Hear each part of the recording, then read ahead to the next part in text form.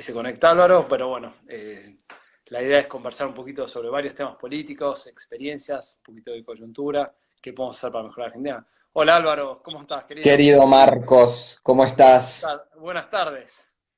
Perdón, antes que nada le quiero pedir disculpas a la audiencia, al responsable de que esto comience 37 minutos más tarde soy yo, que se corrieron reuniones por Zoom por mi responsabilidad en la Cámara de Diputados de Santa Fe y no podía postergarlas, más en esta cuestión que estamos viendo con el caso Vicentín, así que bueno, pero no iba a fallarte a vos ni a la gente de Unidos, así que acá estoy.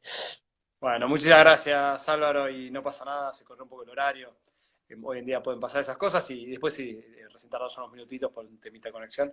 Che, Álvaro, ya que estás, tócame, ¿cómo están las cosas ahí en Santa Fe? ¿Cuál es la mirada política de lo que está pasando en Vicentín? Porque hubo, obviamente, todos muy preocupados por el avance del Estado, esta mirada más, obviamente, por ser anticonstitucional, pero encima, incluso, no solo por la forma, sino por el fondo también.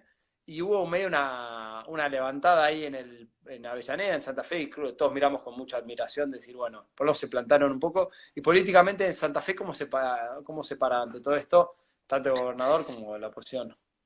Muy complejo. En realidad hubo manifestaciones muy fuertes, no solo en Avellaneda, que es el epicentro donde se encuentra la central de Vicentín, por lo menos la central productora industrial, las terminales portuarias, sino además en la ciudad de Reconquista, que es la cabecera del departamento obligado, uno de los principales departamentos de la provincia, pero también hubieron manifestaciones en Santa Fe Capital, lo hubo también creo que en San Lorenzo, me nombraron, no en toda la provincia, pero hubo varias, no solamente en el Claro. departamento obligado, que es el centro Sí, la parte más del al norte de Santa Fe y bueno, San epicentro, Lorenzo también. exactamente. Sí. En el centro norte. En relación a lo que respecta al espacio político del cual yo soy secretario político y secretario parlamentario, que lidera la diputada provincial Amalia Granata, esto es muy claro.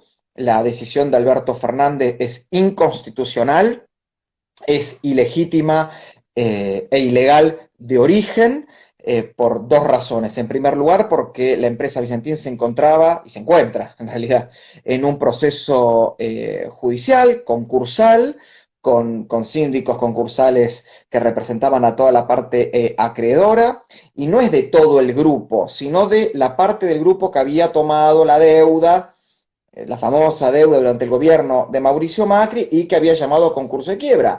La parte de biodiesel sigue funcionando, la parte de cereales sigue funcionando, toda la cuestión que tiene que ver con la parte de servicios logísticos sigue funcionando. La cantidad de despedidos y suspendidos que informan no es verdad, no es el número que dan. La empresa no despidió 7.000 personas, eso es una locura, no ha sido así, por lo cual es otra cuestión absolutamente falsa.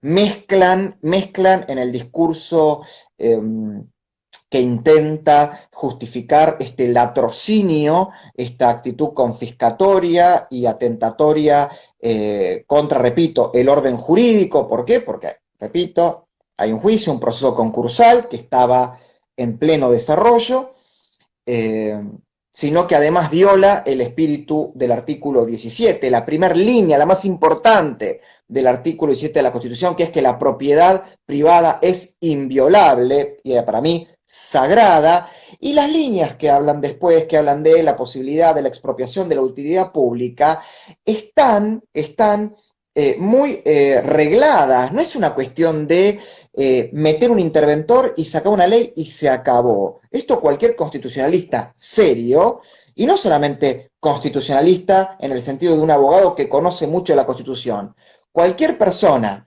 que conoce de la Constitución, pero ama la ley y ama respetarla, sabe que ese artículo, ¿no? El 17, lo fundamental es la primera línea, la propiedad privada es inviolable. Sí, Es Álvaro, inviolable. y una pregunta antes, para meterse un poco más, porque mucha gente, Vicentín es una empresa bastante grande, como decías, toca varias patas. ¿Cuánta gente trabaja ahí o trabajaba hasta ahora? Aproximadamente en todo el grupo 7.000 personas. Sí, también perfecto. ¿Y cuál era el rubro principal? Que obviamente sabemos que Aceitera, cerealera, biodiesel, derivados. para Además es una de explicárselo a las... alguien que capaz nos está mirando, Es la cuarta básicamente lo que hacía, exportadora. le compraba los granos al Yo no productor y estoy los... muy, te cuento algo, del bloque de nuestro bloque de diputados, la diputada Betina Florito es miembro de la comisión investigadora de la situación de Vicentín, es la que conoce más en profundidad la cuestión jurídica concursal. Yo no estoy muy adentrado porque te imaginas que yo manejo el trabajo parlamentario Todo. global del bloque, pero estamos hablando de la cuarta empresa exportadora del país, que incluso había tenido un profit, ¿no?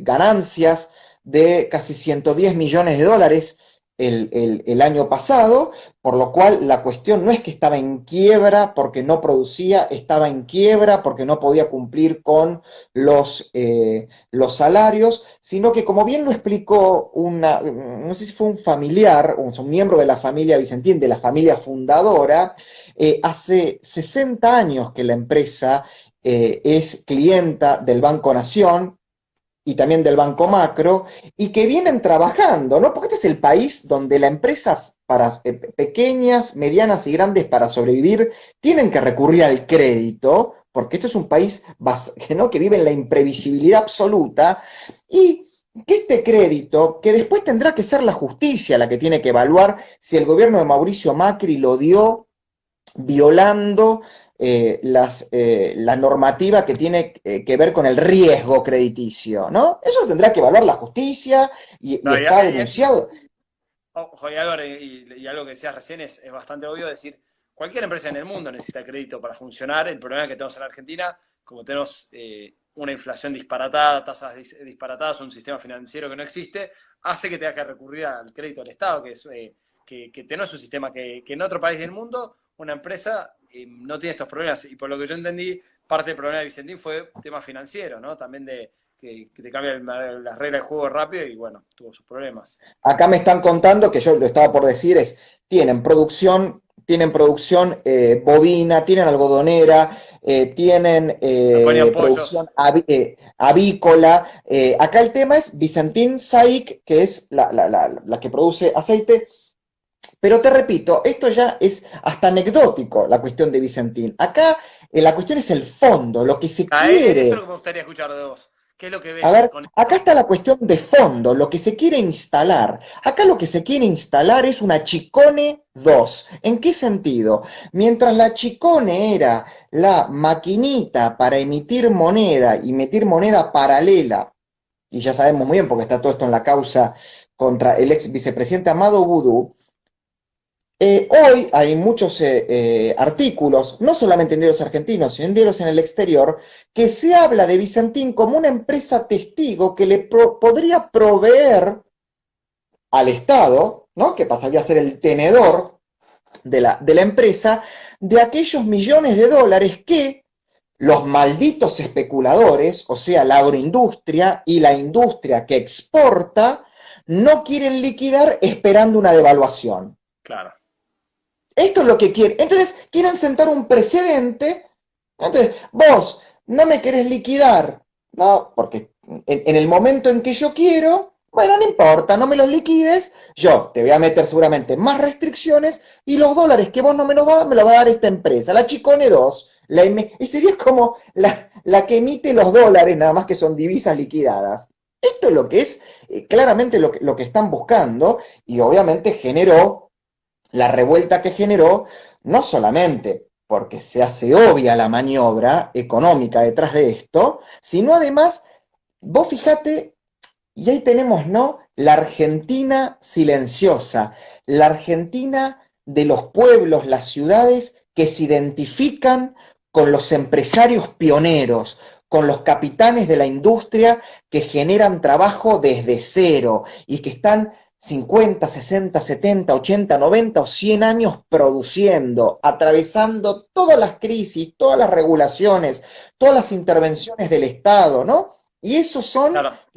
son las industrias que generan esto, que pueblos enteros se levanten y le hayan impedido a los dos usurpadores, al interventor y al subinterventor, siquiera poder alojarse en el hotel.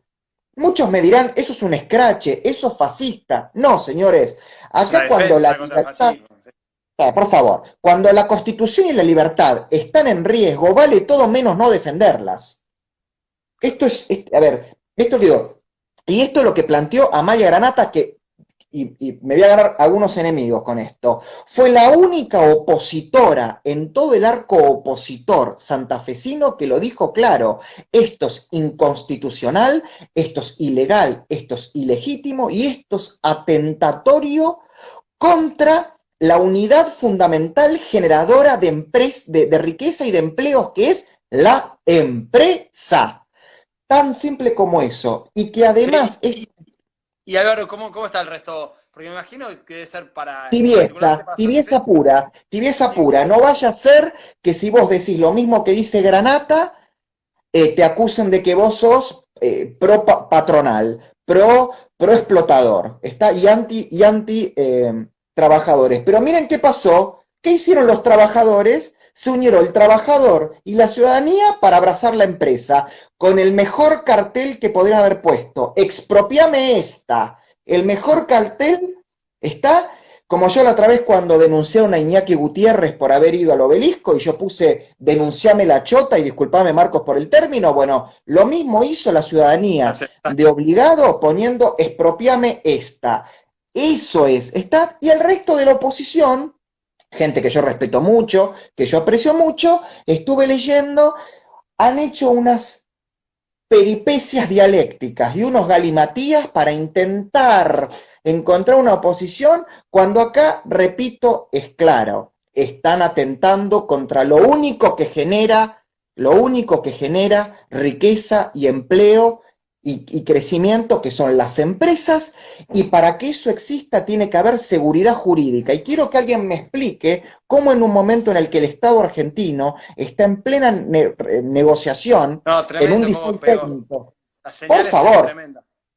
y escuchemos un minuto, funcionario del Ministerio de Economía diciendo, los bonistas nos van a apoyar porque mientras aparezcan los dólares para pagar, no les importa de dónde sacan los dólares. Pero por favor, los bonistas necesitan, primero, un plan de pago. Segundo, un plan económico que asegure que se cumpla ese plan de pago de la deuda. Y en tercer lugar, que no se destruya la seguridad jurídica que asegura las dos primeras cosas. Claro, totalmente.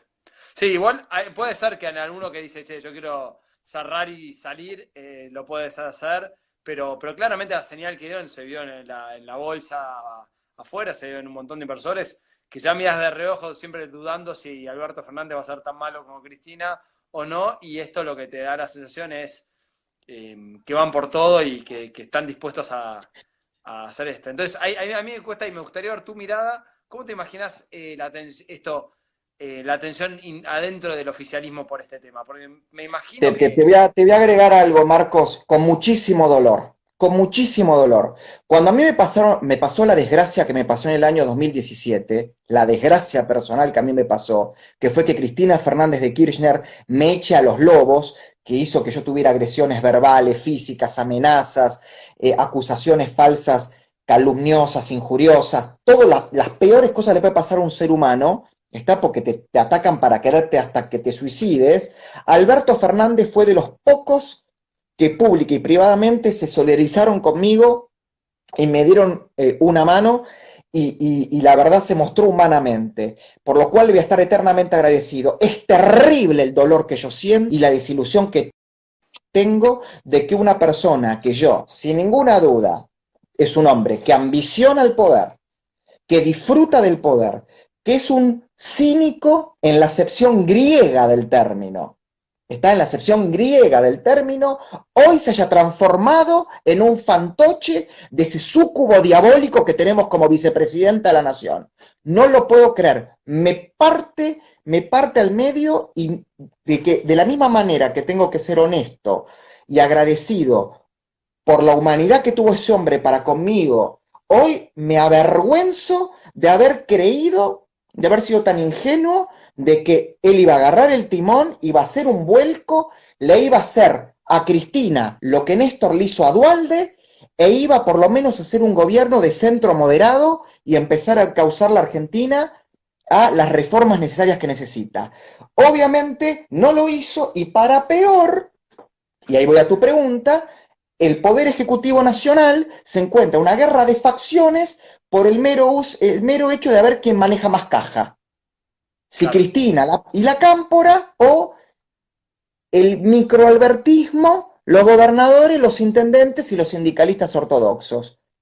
¿Está? Y fíjate el desastre, porque no hay ni siquiera hay un proyecto de gobierno oficialista. No lo hay. El único proyecto que hay es el famoso trasvasamiento generacional de Cristina para que gobierne primero Máximo, 8 o los años que quiera ella gobernar, después gobierne, no sé, Mayra Mendoza, después gobierne Larroque y después gobierne Cabandier, Kichilov. Eso es el único proyecto que tiene Cristina. Y Alberto no lo sé. Está más que manejar caja y sobrevivir. Y así Claro. estamos. Así estamos. Sí, lo único que a mí mirándolo, y obviamente ahora vamos a mirar en qué podemos hacer, ¿no? Porque a mí lo veo con una torpeza enorme, porque él hasta ahora venía con una imagen positiva más o menos alta, que si uno rasca un poquitito era un efecto de, bueno, hay un enemigo común que es la enfermedad, la coronavirus, entonces lograr que te hagan unos apoyos. Cuando rascas un poquito, creo que cuando veamos el desastre económico que están haciendo, ese apoyo se va a ir a pedazos, ¿no? Y la gente se va a hinchar. Y con estos temas autoritarios, muchos lo que lo miraban diciendo, bueno, el votante Fernández, que no es fanático acá, con estas cosas muy rápidamente se le van a poner en contra. Entonces, a mí me costó verlo desde ese lado, como jugada estratégica. Es decir, que rápidamente te vas a ganar muchos enemigos, ¿no? Sí, coincido plenamente, porque además el peronismo siempre, el gran pragmatismo, la gran inteligencia política que han tenido es que el que gana conduce, los conduce a todos, los conducidos, y el que pierde y los conducidos acompañan, y por eso la pendularidad. Cuando estaba Menem eran de derecha, cuando estaba Cristina son populistas, con este no sé. Ahora, por primera vez vos tenés un doble comando, no tenés Sí. plata, la poca caja que hay se la están, ¿no? Garrapiñando No, y con números como, fiscales hechos pelota por la como crisis. buitres, los bastante buenos números fiscales, no dije monetaria, fiscales que le dejó Macri los han destruido por completo, han arruinado la imagen de Argentina ante el exterior, y te digo más, discúlpenme el que se ofenda, pero el único conductor que creo que le puede poner un final para bien, para mal, por izquierda o por derecha, esto está sentado en un trono en Roma. Entonces es gravísimo lo que está pasando para la democracia argentina. Gravísimo. Volvimos a la época de la querella de las investiduras, la pelea entre el Papa y el emperador del Sacro Imperio Romano. Entonces, esto me preocupa muchísimo, porque por primera vez un peronismo más fraccionado y sin brújula, peor que en el 70. Peor que en el 70, porque te voy a decir algo. En el 70 había una guerra intestina, violenta y sanguinaria entre las dos facciones. Ahora vamos a caer en lo mismo con un agregado. Encima está el narcotráfico metido. Encima el narcotráfico y la narcopolítica. Y acá, y antes de que hablemos de la oposición, que seguramente es lo que vos querés hablar, yo quiero, y no porque vos seas mi amigo, y no porque te aprecie todo, yo quiero celebrar, y que la audiencia, tanto la que me siga a mí como la que te siga a vos, la de Unidos, sepa que usted tiene ahí, están mirando a ese otro señor con lentes, que no soy yo, está este señor Marcos, fue una persona que aún con una ética incorruptible, intachable e intransigente, ha entendido la lógica del pragmatismo, la lógica de cierta plasticidad, de cierta versatilidad, que le permitió a Convocación en San Isidro lograr un nivel de representación institucional que marcó un antes y un después en la ciudad de San Isidro, en el sistema político de San Isidro y también hacia la provincia de Buenos Aires. Así se hace política para cambiar las cosas. No se hace con purismos, no se hace con dogmatismos y no se hace con políticas binarias. Así que te lo digo ahora en público, Marcos, mi Gracias, admiración Álvaro. y mi aplauso a vos y a todos los que se han tenido que comer huevazos, tomatazos, insultos, subestimaciones. Así que celebro que hoy estás en Unidos, pero celebro todo lo que venís haciendo de antes y que espero que la oposición se dé cuenta que así hay que actuar. Bueno, Micio, gracias Álvaro por las palabras. Y solo para el que capaz no nos conoce, yo Álvaro lo conozco hace mucho tiempo y nos fuimos cruzando en el camino y siempre con mucho respeto y aprecio y poder charlar estas cosas. Y bueno, para mí es un placer poder charlar con vos y buscar formas, pensar. A mí me gusta tu forma de pensar porque sos súper jugado con tus ideas, pero también buscar la forma de bajarlo a la práctica política, ¿no? Y mucha gente nos mira acá y dice, está bien, estamos, muchos los que están mirando acá, pensar, tenemos 174 personas y casi todos son preguntas, gente con interés político que va a compartir nuestras ideas y dicen, che, ¿qué hago ahora? ¿Viste? ¿No? Entonces estás con esta situación de decir, ¿cómo actúo? A mí me parece que vos estás haciendo un tema súper interesante también. Álvaro trabaja con Amalia Granata en Santa Fe y ha hecho un trabajo muy bueno y mucha gente que capaz no lo conoce, es alguien súper formado y creo que está muy bueno en el lugar donde está. Pero mucha gente nos mira y dice, che, veo al gobierno haciendo atropellos institucionales en todo sentido, una economía que se está yendo al tacho con lo que están haciendo y incluso coartando las libertades para transitar, para hacer un montón de cosas todo el tiempo. Y muchos nos están diciendo, ¿qué hacemos? Algunos dicen, che, están hablando acá, che, vamos todos el 20 de junio, a mí me parece el 20 de junio un día, es una buena opción, que es importante manifestarnos. Pero vos, ¿cómo te imaginás armando algo para ganar a estos tipos? ¿Qué podemos hacer? A ver, en primer lugar, en honor a la verdad, en las últimas semanas la oposición con representación parlamentaria a nivel nacional, que es Juntos por el Cambio, se empezó a dar cuenta de la cosa que venía. ¿Cómo?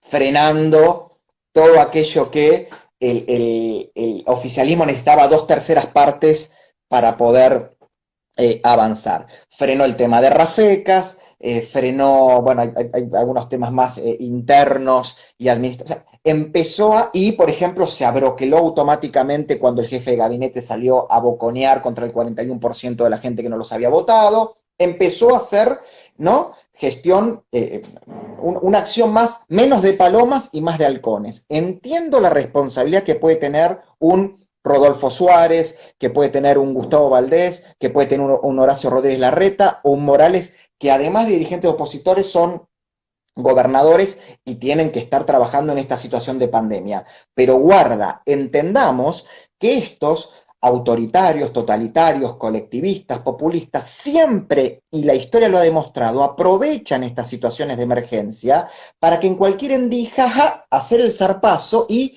esquilmarte derechos, esquilmarte garantías, esquilmarte libertades. Entonces, lo que yo estoy planteando es lo siguiente. En primer lugar, Argentina va a estar gobernada definitivamente por dos bloques. Un bloque del centro a la derecha y un bloque que ojalá fuera del centro a la izquierda, pero por ahora es un bloque populista, colectivista de izquierda. ¿Correcto? Entonces, sacando a los malos de la película, nosotros, que no sé si somos los buenos, pero somos los distintos, del centro a la derecha, nos tenemos que sentar, ¿está? Juntos por el Cambio, Unidos, el Partido Libertario, los conservadores democráticos, y siempre aclaro democrático, nada de nazifascistas, antivacunas, terraplanistas y toda esa gente que está pululando, que encima es lo que necesitan los otros para atacarnos, ¿no? Esa gente no. Pero la gente seria, liberales democráticos, conservadores democráticos, libertarios, nos tenemos que sentar todos y decir, muy bien, la Argentina para salir de este pozo tiene que aplicar estas 5 políticas. Son prioritarias. Y dejar de lado las cuestiones binarias, las cuestiones que nos ponen en veredas y banderas necesarias. ¿Eso es renunciar a valores y a éticas? No, es suspender provisoriamente las discusiones binarias y ponernos a trabajar en las cuestiones fundamentales para establecer la base que lleva a la Argentina a una senda de crecimiento con equidad y orden público. Tan simple como esto. Yo te voy a poner un ejemplo. Yo me he tenido que bancar de la derecha, entre comillas, democrática, ponele, nacional, sodomita, qué sé yo, todo, LGBT, todas las cosas que me dijeron. Yo soy capaz si me va a tocar un rol de decisión, de comerme el sapo, de olvidarme todas esas cosas que me han dicho, sentarme con aquellos que me dijeron eso, pero si ellos coinciden como yo en los temas económicos, en los temas de seguridad pública, en los temas de defensa, en los temas de política exterior, de estrategia comercial internacional, de educación, yo me siento y a construir un programa común. Ahora, ese programa común se tiene que construir también con un programa de poder. Tenemos que estar convencidos que no es malo tener poder y saberlo usar. No hay que sentir culpa. No hay que sentir culpa. Es un instrumento electoral para luego transformarlo en un instrumento de gobierno y eso todo acompañado con una concepción constructiva de poder, pero de poder. Basta con que te digan... Ahí, Sí. mira, te cuento, Álvaro, un poco lo que, y está muy bueno como lo planteas vos. Nosotros cuando armamos Unidos, un poco lo que pensamos que siempre para armar construcciones tanto políticas como de poder, a veces ideológicas, es muy importante buscar los mecanismos para dirimir diferencias, ¿no? Como decís, bueno, ¿cuáles son las banderas que pongo? ¿Cuál es mi límite de lo que estoy dispuesto a tolerar y que no? Y nosotros un poco cuando armamos Unidos, el espíritu, que algo te lo comenté, pero ya que tocaste el tema, un poco lo que nosotros armamos decimos, mira, Argentina un problema que ha tenido en general es obviamente dos problemas muy concretos ahora, pero hemos tenido un problema político grande que no hay partidos que han funcionado como partidos como tales, con elecciones internas, con líneas internas, con debate ideológico. Y un poco lo que nosotros tratamos de armar y estamos haciendo, digamos, creciendo es, mira, armamos un partido que tiene un paraguas de ideas, que incluimos muchas cosas que vos dijiste, defensa, básicamente pusimos 4 temas, que en los cuales todos coincidimos. La defensa de la propiedad privada, la libertad, cada uno es dueño de su propia vida y la igualdad ante la ley. Todos los que coincidimos con eso, podemos estar acá. Y después lo que pusimos una segunda parte que decimos es que los cargos sean elegidos por la gente, ¿no? Un sistema democrático. Hoy tenemos internet que nos ayuda a buscar un sistema que la gente pueda participar y elegir sus candidatos, sea el concejal de Avellaneda, que es el que está en Santa Fe, sea diputado provincial, sea a presidente o a diputado nacional. Y entonces, para mí, parte del desafío que veo que hay de lo que decís vos es cómo logramos juntar gente y que no sea un acuerdo de cúpulas de 3 tipos, que es lo que pasó en otros lados. Son 3 tipos que después arman la lista a dedo. ¿Y cómo hacemos para que la gente, como decís vos, a mí me gustó una cosa que decías antes, es el pibe que labura en Vicentín, que sale a protestar, que dice, che, loco, que capaz ideológicamente ni siquiera está demasiado formado, pero dice, che, yo quiero vivir en un país normal, donde puedo sacar un crédito, donde puedo ahorrar, donde 3 piqueteros no me puedan cortar la calle, donde pueda tener una mirada distinta. Que después sí podemos tener un debate ideológico, yo creo que así, creo que como vos nos encantan los debates ideológicos y matarnos y tomarnos una cerveza y poder discutir por horas, que está bueno para decir, che, mira, todo lo que estamos más o menos de acuerdo en un país que queremos. Ahora, la pregunta que nosotros, donde nosotros nos planteamos de Unidos es, acá falta un espacio de cómo se dirime eso, y terminan habiendo muchos partidos que hay 3 o 4 que los tienen y básicamente arman toda la lista a dedo, ¿no? Y entonces se ponen de acuerdo.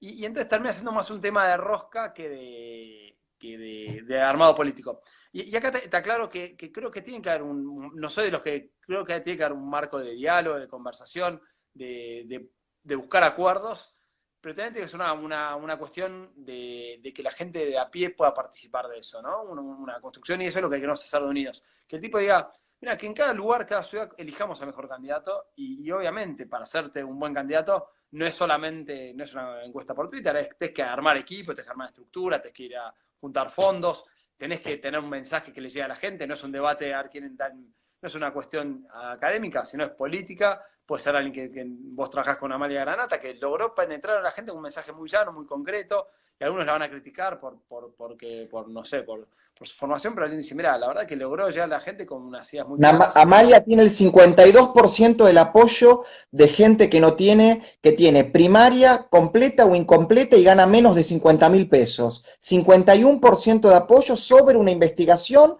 con 300.000 santafesinos, norte, centro y sur de la provincia. Claro, por eso. No, entonces yo lo que hablaba es esto de tomar lo que... Porque ella lo sabe transmitir, porque lo sabe transmitir.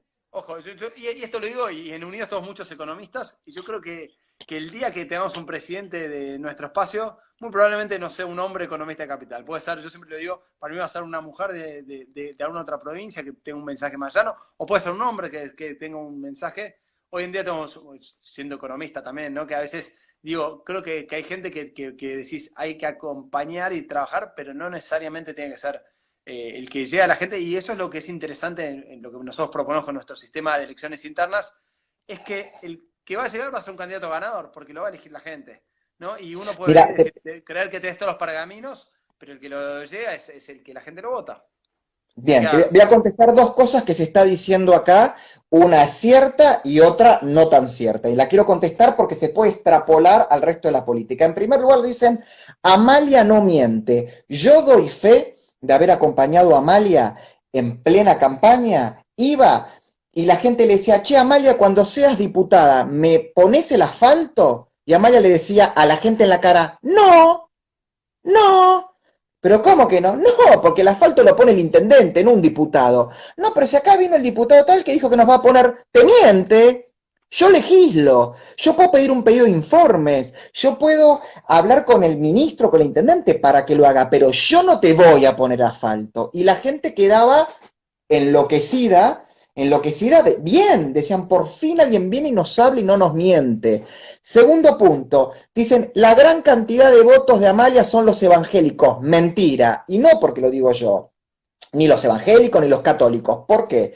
Porque el sistema electoral santafesino demuestra, porque se vota por separado, hay urnas por separado y categorías por separado, muy bien dónde está el voto. En la categoría diputada nacional, que solamente aparece la foto de Amalia y el logo del partido, Amalia sacó casi 300.000 votos. El resto de las candidaturas que eran concejales, intendentes, concejales y juntas comunales, donde el 80% efectivamente eran candidatos confesionales, católicos o evangélicos, el promedio fueron 30.000 votos por candidato. Por lo cual está claro que la ola religiosa, como se quiso vender, no fue tal. No fue tal. A Amalia la han votado creyentes y no creyentes, celestes y hasta gente que no es celeste. Porque, repito, Amalia vino a, y digo Amalia, y creo que vos sos un ejemplo también de eso, viene a representar lo distinto desde lo práctico y realizable. No te miento y lo que te prometo lo voy a cumplir.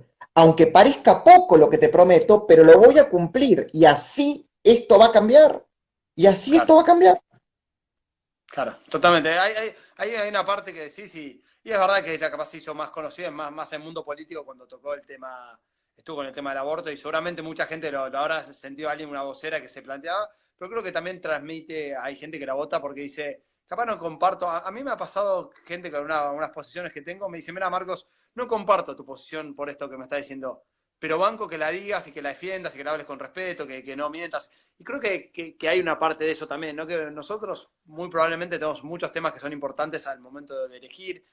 Para mí, obviamente, tema económico, tema institucional, tema de educación, hay un montón de valores que voto, pero muy probablemente hay esa gente con los cuales no coincidas en todo. Pero decís, yo valoro a pesar de todo eso, y seguro si miramos para atrás cualquier referente político que hemos tenido, hay cosas que decís, mira, en esta no coincido en tal cosa. Ayer te cuento una cosa, escuchaba una charla de Alberto Venegas Lynch, y decía, mira, si miramos todos los intelectuales, que él decía que yo respeto, a casi todos algo le encuentro que no coincido, decía. Y él ponía ejemplos que Mises estaba a favor como se llama, el servicio militar obligatorio, que otro estaba a favor de una cosa, otro de otra. Y dice, mira, y creo que también está bueno admitir, decir, mira, no a la primera de diferencias matarnos. No quita que tengas que dejar tu bandera sobre la mesa o discutir, pero a veces uno busca, cuando la gente vota a alguien, piensa en alguien que diga, mira, me gusta su forma de pensar y mi forma de ser y cosmovisión, y en una posición puedo tener una mirada distinta y está bien que eso, que está, y no estás traicionando quién sos por permitirte votar a alguien o estar con alguien en la cual no coincidís en algo. Mira, te cuento, yo hablo, a ver, van a decir, ¿por qué este que vino a hacer propaganda? No, hablo de la experiencia, porque me parece que ahí tenemos que sacar los datos, de la realidad, de lo que nos pasa.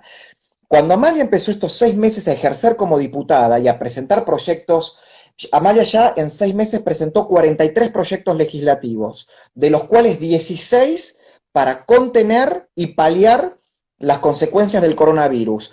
Entre esos proyectos están proyectos de lucha contra el crimen organizado y el narcotráfico, rebaja de impuestos, modernización del Estado para bajar el gasto público, y después cuestiones que tienen que ver con el control de la calidad en la prestación de los servicios públicos y principalmente de aquellas empresas que todavía no han sido privatizadas en la provincia de Santa Fe.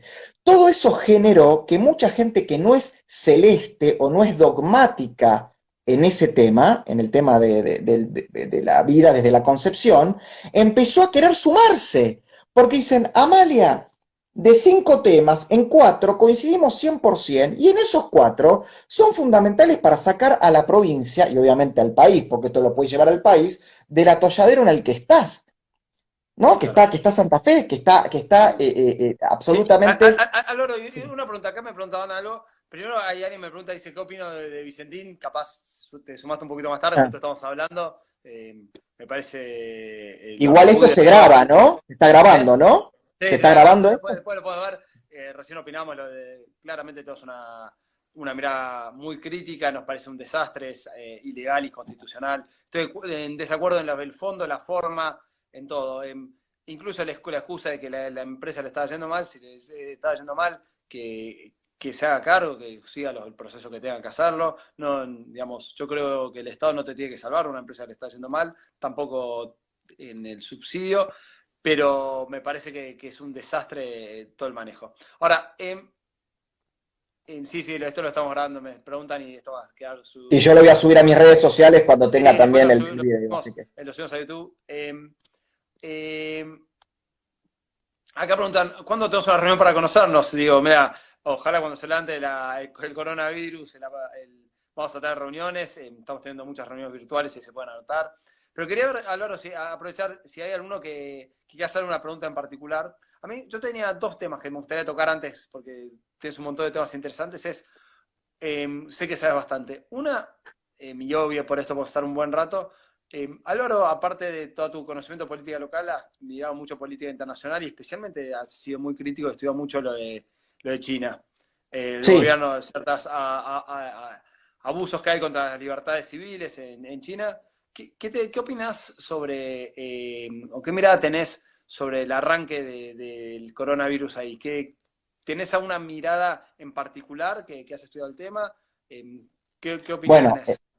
yo defino a la situación del coronavirus en Wuhan cuando estalla como el Chernobyl del siglo XXI. Esto punto número 1.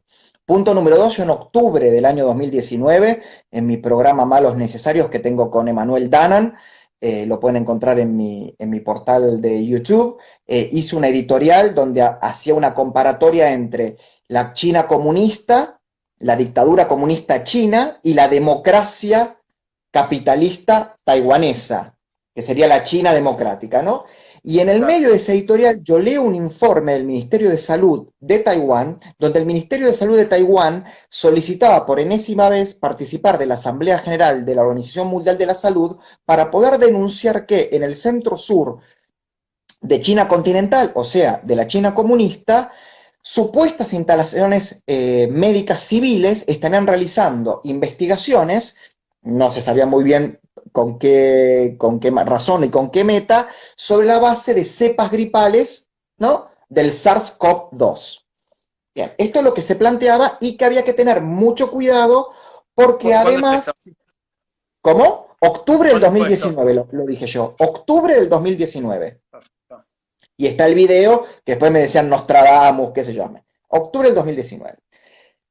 Luego se empieza a investigar y no solamente Taiwán, sino incluso otras organizaciones, principalmente que hacen inteligencia empresarial, empiezan a alertar a empresas extranjeras en la provincia de Hubei, cuya capital es Wuhan, que tengan cuidado porque esas instalaciones que se decían civiles, en realidad podían ser militares y podrían estar trabajando en un virus para transformarlo, un virus sintetizado para transformarlo en arma bacteriológica, lo mismo sobre la base de la cepa del SARS-CoV-2. O sea, Sí. doblemente grave. Ahora, cualquiera de las dos posibilidades sea cierta. Si el COVID se esparce cual, ¿no? Explosión de Chernobyl en Wuhan, producto de la inoperancia, la ineficiencia y la corrupción de la burocracia comunista china que todo lo controla, civil, militar, científico, político, demuestra una vez más que el totalitarismo, por más de que se haya abierto en materia económica, sigue siendo igualmente peligroso como lo fue la Unión Soviética. ¿Está? Y obviamente la República Popular China tiene que rendir cuentas políticas y económicas por ese error. Ahora, si se da una tercera teoría, que algunos podrían decir conspiranoicas, pero teniendo en cuenta la historia de los gobiernos totalitarios, no podría ser, ¿no?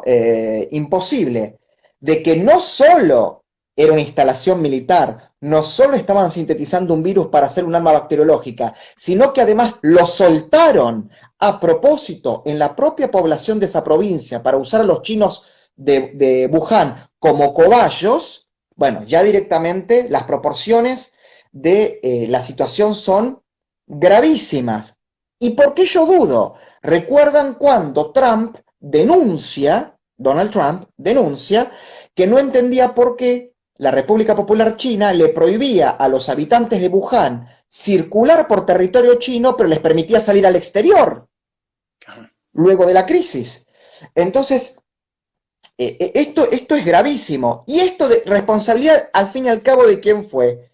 En los últimos 40 años, las grandes democracias del mundo, mientras le achacaron con justicia a Norcorea, a Cuba, a Venezuela, a Irán, la sistemática violación de derechos humanos y lo sancionaron con todos los medios habidos y por haber, incluso hasta acciones militares, con China popular, la China comunista, como se abría, entre comillas, económicamente, hicieron la vista gorda en la cuestión que tiene que ver con violación de derechos humanos, que es terrible, y no voy a enumerar todo porque lo vengo haciendo en muchas otras editoriales. Y esto fue responsabilidad de las grandes democracias de Occidente. Tuvo que venir un outsider de la política, o varios outsiders de la política, como Bolsonaro, como Trump, como Boris Johnson, a denunciar esto, por oportunismo político, como ustedes quieran, pero a denunciarlo y pasar la desgracia del coronavirus para que pongamos foco en lo que está pasando. Y esto ha sido como Winston Churchill, al que le doy mi homenaje después de haber sido vandalizado, le hago mi homenaje al hombre más eminente del siglo XX, al más grande entre los grandes, mi homenaje frente a la vandalización que sufrió junto a el monumento de Lincoln. ¿No? O sea que, Álvaro, muchas cuando yo hablo de Churchill, algunos nacionalistas me critican, digo, pero... Bueno, está bien, está bien. Sí, sí. Para mí me parece, yo coincido, es un grande, gran orador, gran dirigente. Todo. ¿Sabes lo que les molesta? Pero no importa, para que termine de decir el concepto. Al igual que Churchill cuando estuvo en Fulton, vuelve a bajar una cortina de hierro y lo lamento para el que piense lo contrario, el mundo del multipolar va a pasar a ser el mundo del G2, donde va a haber dos grandes ejes. El eje, a mi entender, cualquiera me lo puede discutir, el eje que defiende la libertad, la propiedad privada y el orden público dentro del marco de la ley, encabezado por Estados Unidos, Europa Occidental y todos los países que los quieran seguir, y el otro eje que va a ser China, con sus zonas de influencia, que son parte del sudeste asiático y el centro y todo el sur, excepto Sudáfrica, del África y países subdesarrollados de América Central y el Caribe, que a diferencia de la Unión Soviética no los suma a sus zonas de influencia por medio de tanques y armamento nucleares, sino que lo hace a fuerza de morlacos, uno arriba del otro, y de soft power y de buen marketing. Entonces tendremos que elegir de qué lado vamos a estar. Lo lamento, parece muy binario, muy de grieta, pero este es el mundo que se viene, una nueva guerra 5G,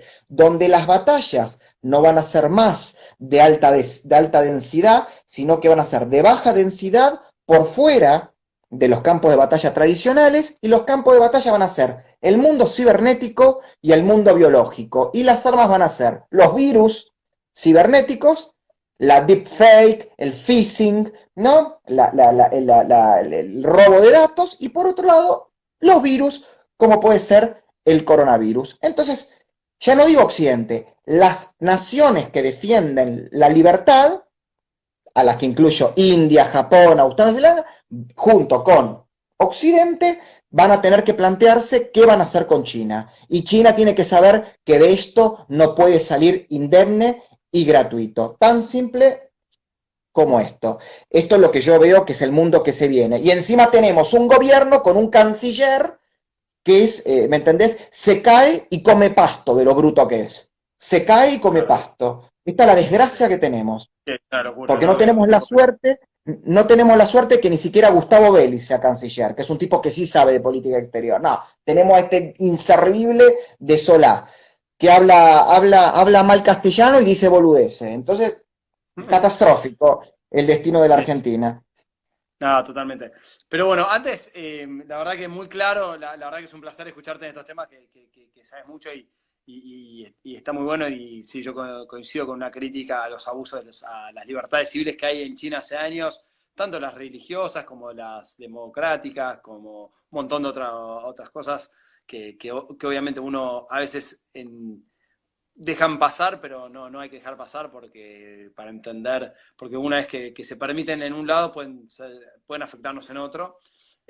Yo me quedo acá, déjame responder una pregunta que alguien hizo y después te voy a hacer pedir una conclusión eh, para dar ánimo a la gente, que sé que vos sos, por un lado, nos pasa mucho cuando analizamos la realidad, muchas veces nos podemos quedar criticando la situación y a veces la gente dice, uy, escucho todo esto, situación internacional difícil, situación local mucho más difícil, unos ineptos gobernando, ¿qué hago? ¿Qué puedo hacer? Pero antes de eso, déjame responder una pregunta que alguien nos pregunta, ¿qué propuestas tenemos para educación y salud? Y esto da para un montón de tiempo, pero solo tiro uno para educación, porque si no, a veces nos dicen, che, no hablan de las propuestas. Nosotros queremos, nuestro principio rector es la libertad, creemos que el conocimiento es disperso, creemos que no tiene que haber un ministro de educación que tenga que imponer la currícula oficial a todos lados, y creemos que realmente con un mundo cambiante, con cambios tecnológicos, todo está cambiando, hay que permitir que haya mucha más diversidad. ¿Qué lo que proponemos en el mientras tanto? Es un sistema de vouchers, que básicamente el Estado es el que paga la educación, pero no es el único que te la ofrece. Entonces vos básicamente, cada padre que está ahí dice, mira, yo quiero dar una educación a mi hijo y va a haber oferta escolar del Estado, pero lo bueno es que van a haber distintas ofertas. Uno que te puedan meter la ideología que te meten hoy en día en el colegio, pero en otro donde pueda darte una mirada distinta y seguramente una que rompa el sistema de aulas, más tecnología, otro que se ha enfocado más en el mundo artístico, pero con una gran diversidad. Pero nosotros creemos que la forma de preparar la educación para un mundo cambiante, desafiante, que es totalmente distinto al cual nos educamos nosotros, es que haya mucha competencia, mucha libertad, que se pueda haber modos distintos, como puede ser el sistema Montessori, que pueda ser un sistema, el otro, el Waldorf, que cada uno pueda elegir a qué tipo de educación le quiera dar a su hijo, y ahí creemos que va a haber mucha más libertad, más competencia, y vamos a sacar este adoctrinamiento que a veces nos quieren poner en los colegios. Pero bueno, antes de seguir con esto, me gustaría, Álvaro, vamos con la parte positiva. Yo obviamente, si me dices, ¿qué hacemos con todo esto? Y nosotros estamos armando esto, invitamos a participar, creemos que todo el mundo tiene algo Bueno, para yo aportar. te la quiero hacer muy fácil y Dale. bien. Yo estoy trabajando con Amalia Granata, ¿no? Que ella va a conformar un espacio de centroderecha, conservadora, democrática, plural, abierta, que está dispuesta a aliarse con un partido liberal, democrático, abierto y con pragmatismo y con visión de futuro. Y que obviamente esas dos fuerzas tienen que aliarse con las otras fuerzas mayoritarias que tienen que ceder y entender hacia dónde hay que ir, ¿no? Que sería Juntos con el Cambio. Ahora, lo quiero decir públicamente acá desde la cuenta de Unidos Argentina, el partido liberal que reúne todas esas condiciones, repito, ideales, propuestas y la inteligencia política y pragmática para llevarlas adelante y poder llegar a los acuerdos necesarios para poder tener representación legislativa y ejecutiva es Unidos. Y le pido al Partido Libertario y a todas las fuerzas diseminadas por el país de orientación liberal, de orientación libertaria, que se funcionen con Unidos. Pónganle después otro nombre, pero entiendan que hoy la única fuerza que ha logrado esto que yo les acabo de decir es Unidos. En Unidos hay vocación de gobierno, hay vocación de poder y vocación de utilizar el gobierno y el poder para transformar a la Argentina y hacerlo en conjunto con otras fuerzas democráticas, con otras tradiciones, pero hacerlo definitivamente. Basta de dispersión, basta de sectarismo, basta de liberalómetro, eso sí, no permitir ni los chantas, que los abundan muchos, los prostitutos ideológicos y los extremistas colectivistas de la derecha nazifascista, anticientífica, se metan. Los demás, con unidos triunfaremos. Así que mi total y absoluto apoyo. Qué grande, Álvaro. Lindas palabras. Y para eso, gracias por eso. Todo lo que quieran dar una mano, una forma muy fácil es llenen el formulario, acá está el link, tarda 2 minutos y hace una gran ayuda. Estamos creciendo un montón, estamos a punto de llegar a los 10.000 afiliados en todo el país, en la provincia de Buenos Aires y en Cava particularmente creciendo mucho, pero en todos lados también. Así que muchas gracias. Los que puedan, afílense y tratan de decirle a uno o dos más para que se sumen. Y bueno, Álvaro, la verdad que ha sido un placer charlar con vos. Gracias por este último mensaje. Gracias por tu Disculpame la vehemencia, pero son momentos en donde me parece que hay que decir las cosas no solo como se piensan, sino también como se sienten.